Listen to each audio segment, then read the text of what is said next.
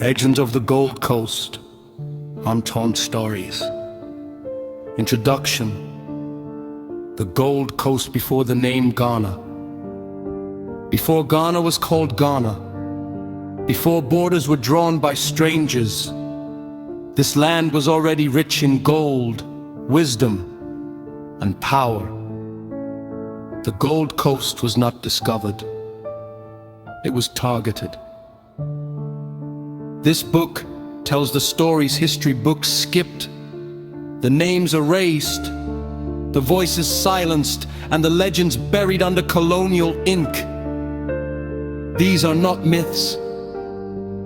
These are untold truths.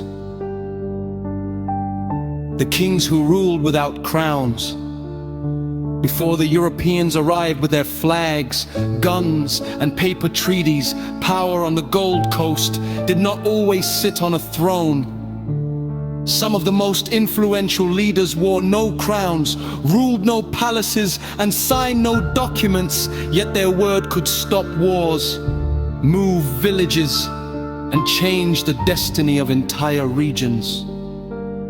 These were the kings without crowns. They were warrior leaders, clan founders, spiritual guardians, master traders, and strategic thinkers, whose authority came not from titles, but from respect, fear, and wisdom. In the forest savannas and coastal towns of the Gold Coast, leadership was earned, not inherited. Power beyond the stool.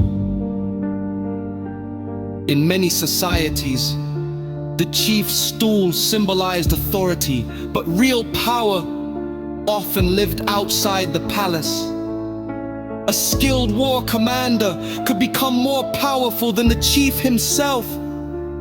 A spiritual priest whose shrine protected a town could command obedience greater than any ruler.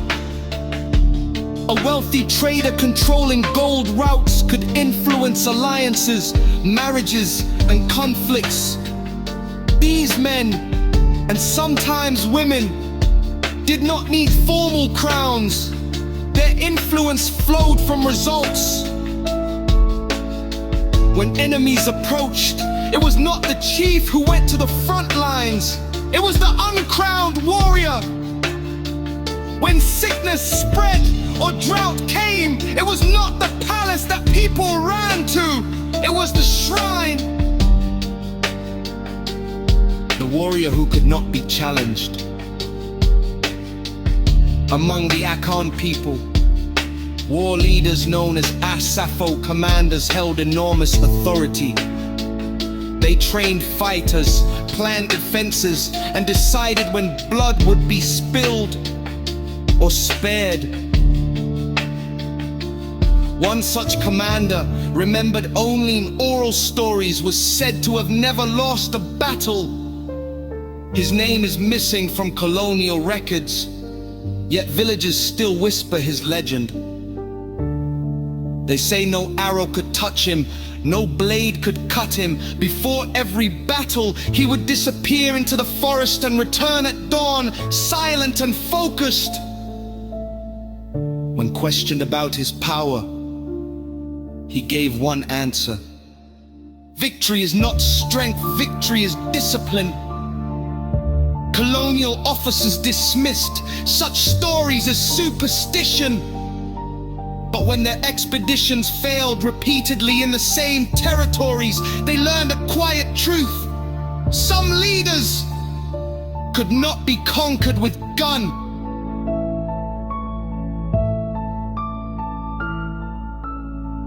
The Gold Masters. Gold was the heartbeat of the Gold Coast, but not everyone who controlled gold wore royal cloth. Hidden among the forests were families who guarded secret mining paths.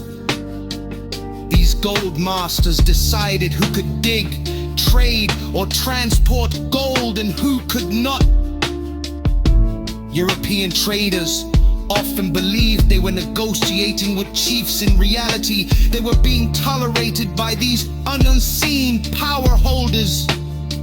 If a gold master withdrew access, entire trading posts collapsed.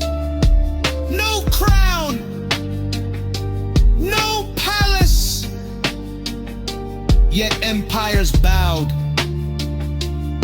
Spiritual kings, spiritual leaders were the most feared of all.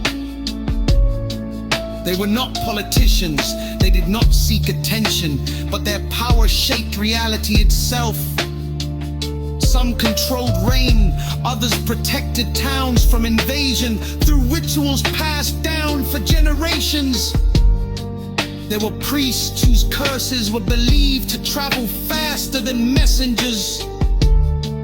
When colonial authorities tried to undermine traditional leadership, they often ignored these spiritual figures until disasters followed.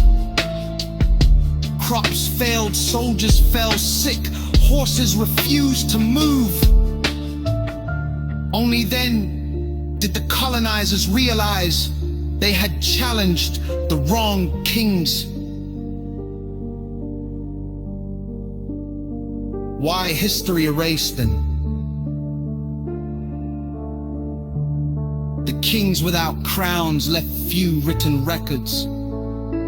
Their stories lived in voices, not books. Colonial historians preferred neat lists of chiefs and treaties, systems they could understand and control. Uncrowned power was dangerous. It could not be signed away. It could not be replaced. So it was erased. But eraser does not mean absence. Their influence still echoes in proverbs, festivals, and unspoken customs. Their blood runs through modern leaders, artists, rebels, and thinkers. Lessons from the uncrowned. The kings without crowns teach us a hard truth. Power is not given, power is proven. Titles fade, paper burns, but impact survives. In the Gold Coast, leadership was never about decoration. It was about responsibility. And perhaps that is the lesson we must remember today.